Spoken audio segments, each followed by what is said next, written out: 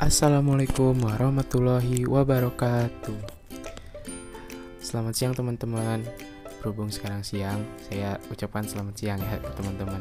Perkenalkan, nama saya Adrian Nurabani. Saya adalah mahasiswa Universitas Muhammadiyah Bandung, program studi manajemen dari Fakultas Ekonomi dan Bisnis, teman-teman. Saya kebetulan angkatan 2020. Nah, adanya saya di video ini untuk menyelesaikan tugas akhir mata kuliah ekonomi syariah yang didoseni oleh Bapak Muhammad Zulfaqori.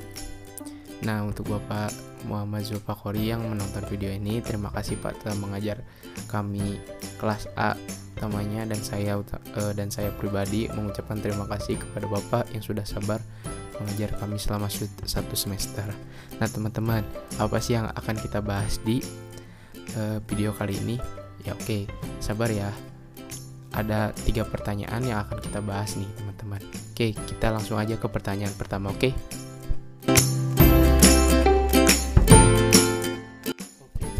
Kita bahas pertanyaan pertama terlebih dahulu ya teman-teman. Di sini tugas yang diberikan oleh Bapak Zulfa. Soal yang pertama adalah, apa solusi dari sistem ekonomi Islam dalam menghadapi pandemi COVID-19 ini? Nah teman-teman, kebetulan tadi malam saya sudah mencari beberapa sumber artikel dan saya sudah menemukan dari satu web, yaitu dari web Kementerian Keuangan Republik Indonesia nih teman-teman ya. Solusi yang bisa diberi dari ekonomi keuangan Islam nih teman-teman. Saya sudah membaca dan menyimpulkan ada 3 faktor penting nih yang bisa diberikan oleh ekonomi Islam ini teman-teman ya. Yang pertama itu adalah zakat teman-teman. Zakat, infak, dan sedekah ya, itu adalah satu kesatuan yang dipungut oleh Basnas. Yang kemudian ada wakaf teman-teman. Teman-teman udah pada tahu mungkin ya tentang wakaf ini. Artinya memberikan sesuatu untuk dimanfaatkan. Kayak misalnya kita taunya itu wakaf tanah. Ternyata pada saat pandemi sekarang itu wakaf bukan hanya tanah teman-teman, tapi wakaf pun bisa uang, berupa uang ya teman-teman. Yang ketiga ada yang namanya apa nih teman-teman? Saya lupa. Yang ketiga tuh ada Qardul Hasan teman-teman. Nah teman-teman mungkin familiar dengan kata Qardul Hasan. Nah teman-teman, kalau saya memberitahu nih teman-teman, Qardul Hasan itu adalah kita memberikan modal usaha kepada seseorang mungkin ya, atau wirausaha yang sedang mengalami efek dari pandemi ini, tapi kita tidak mengambil manfaat dari mereka teman-teman. Bingung kan? Biasanya kita misalnya menanamkan modal, minimal ada 30% dari keuntungan mereka untuk kita. Nah, kalau untuk Qardul Hasan ini pure hanya untuk meminjamkan teman-teman. Misalnya teman-teman punya uang 100 juta, mau dipinjamkan kepada seorang wirausaha yang memerlukan modal di saat pandemi seperti ini 100 juta. Nah, teman-teman gak boleh mengambil manfaat dari itu atau menambahkan misalnya. Itu udah pasti riba ya teman-teman, menambahkan. Nah, kalau misalnya mengambil keuntungan nih kan gak apa-apa kan, kita memberi modal tapi kita mengambil sedikit keuntungan. Nah di Qardul Hasan itu gak boleh teman-teman, tapi yang kita pinjamkan modal ada kewajiban kepada kita untuk mengembalikan nih teman-teman. Nah untuk zakat, infak, dan sedekah itu teman-teman sudah tahu kan, dikumpulkan oleh Badan Zakat Nasional atau Basnas ya teman-teman. Nah teman-teman tahu nggak kan, di ekonomi Islam itu ada kewajiban kita untuk membayar zakat teman-teman. Nah zakat yang kita kumpulin itu kemana sih kan? Pasti pertanyaan begitu. Zakat yang kita kumpulkan itu akan disalurkan kepada orang-orang yang membutuhkan. Nah dalam ekonomi Islam ini sekarang saat pandemi seperti ini banyak orang yang sangat membutuhkan uang. Nah, oleh karena itu, ekonomi Islam sangat efektif dengan adanya zakat, infak, dan sedekah ini, teman-teman. Itu solusinya, teman-teman. Dan membahas tentang wakaf tadi. Nah, wakaf pun sama, nggak beda jauh sih mungkin dengan zakat. Cuman zakat itu adalah kewajiban, tapi wakaf itu boleh tidak boleh juga dilaksanakan teman-teman. Nah, kalau wakaf misalnya teman-teman nih yang nggak kena efek pandemi tapi malah malah keuangannya naik saat pandemi, mungkin teman-teman bisa mewakafkan harta teman-teman nih, maupun mau itu 1 juta maupun 2 juta atau mungkin 1 M ya teman-teman yang mungkin punya uang lebih mungkin ya teman-teman, atau mungkin yang kerjaannya nggak kena efek pandemi, atau misalnya teman-teman yang saat pandemi ini bisnisnya malah naik, bisa teman-teman mewakafkan uang teman-teman untuk dibantu untuk diberikan kepada orang yang membutuhkan saat pandemi seperti ini. Oke teman-teman, itu adalah jawaban dari saya untuk soal yang nomor pertama. Kita akan lanjut ke soal yang nomor kedua.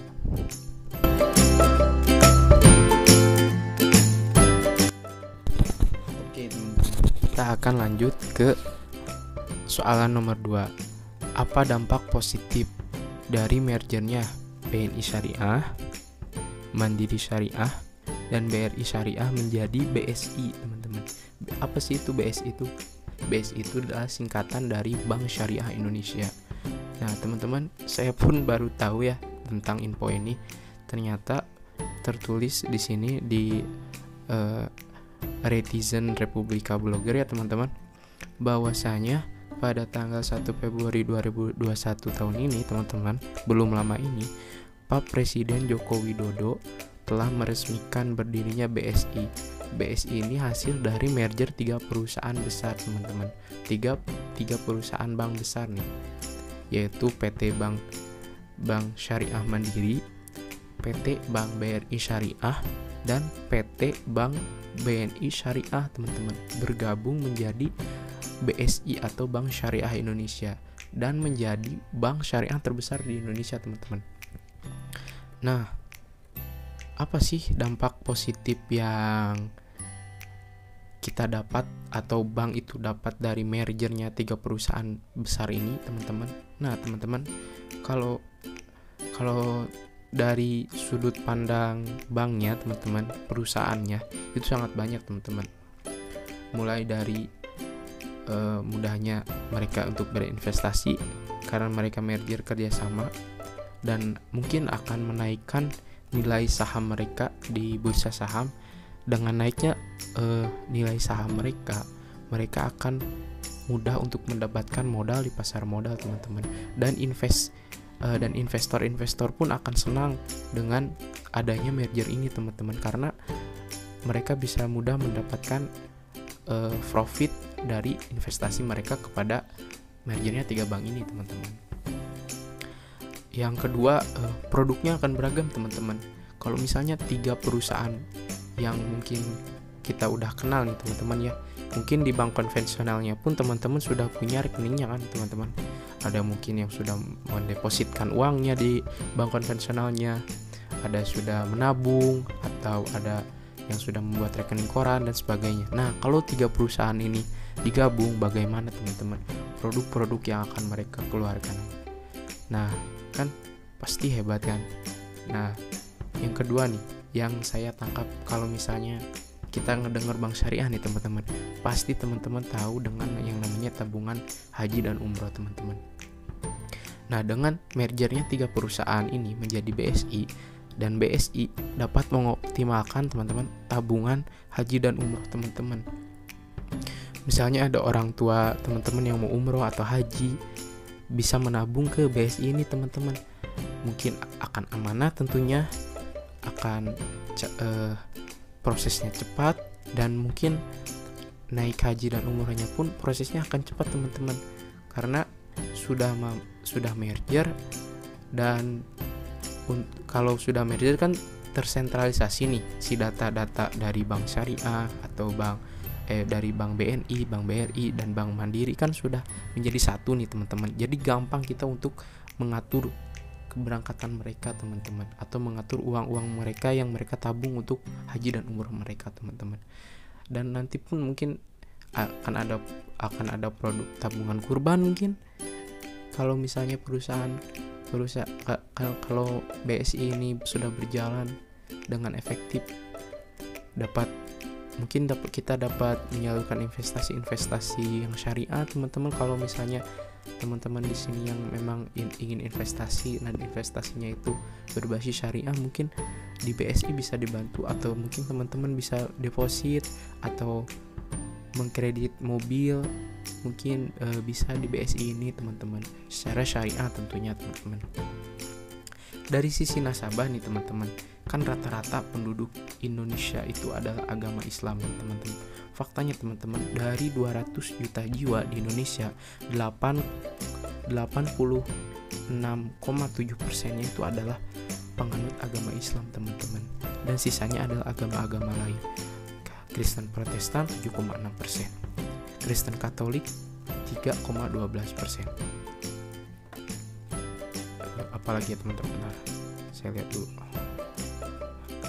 Hindu 1,74%, Buddha 0,77%, Konghucu 0,03%, dan sisanya adalah agama lain yang tidak ada jawabannya sebesar 0,04%. Ya teman-teman, perbandingannya sangat jauh teman-teman dari agama yang lain. Mayoritas di kita itu adalah agama Islam teman-teman. Nah, dengan adanya BSI ini, teman-teman yang Muslim dapat merasakan bagaimana sih rasanya kita menabung di bank syariah teman-teman. Terus kita bisa tahu tata cara bagaimana menyimpan uang secara syariah teman-teman. Kemudian mungkin kita pun bisa berdakwah dengan adanya bank syariah ini teman-teman, karena kita bisa mengenalkan bagaimana bagusnya ekonomi Islam itu teman-teman. Tidak dapat dipungkiri kan, sejarah mengatakan bahwa Islam itu menyebar dari perdagangan. Perdagangan adalah hal yang berhubungan dengan uang teman-teman. Bagaimana kejujuran para saudagar Islam saat berdagang, mereka membuat tertarik orang-orang untuk masuk Islam. Nah, bagaimana kalau kita pun bisa membuat mereka tertarik dengan perbankan ini teman-teman, dengan cara mereka menabung atau menyimpan uang di bank secara Islam teman-teman. Nah, itu manfaatnya teman-teman. Oke, kita akan lanjut lagi ke pertanyaan terakhir.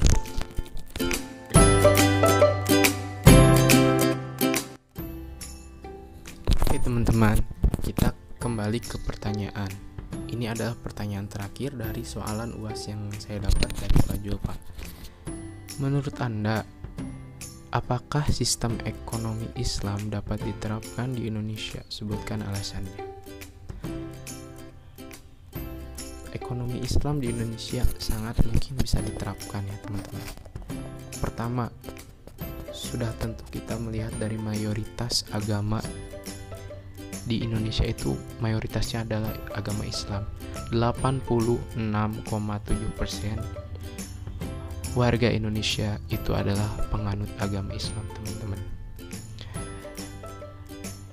Tidak dapat dipungkiri dengan banyaknya penganut agama Islam di Indonesia, sudah tentu kita bisa menerapkan sistem ekonomi ini teman-teman. Kalau misalnya kita bisa menerapkan sistem ekonomi Islam di Indonesia ini ya teman-teman, kita dapat mengoptimalkan zakat, infak dan sedekah. Karena kalau misalnya sudah masuk ranah ke ekonomi Islam diterapkan di Indonesia, zakat, infak dan sedekah itu mungkin akan menjadi suatu kewajiban ya teman-teman untuk setiap warga, layaknya seperti pajak mungkin ya kalau di konvensional saat ini. Nah, dan satu lagi alasan kenapa bisa diterapkan di Indonesia, karena Indonesia itu kebanyakan warganya itu adalah pedagang teman-teman. Kenapa pedagang?